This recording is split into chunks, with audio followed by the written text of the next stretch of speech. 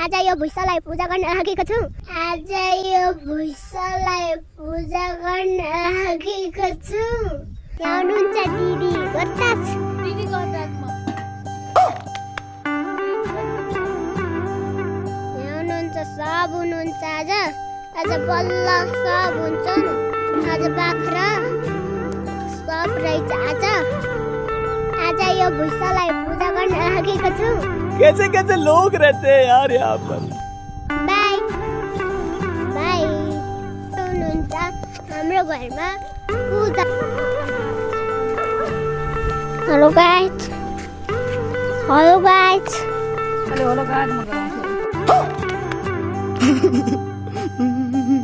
हामीले मम्मीले प्याकेट किन्न लाग्ला छ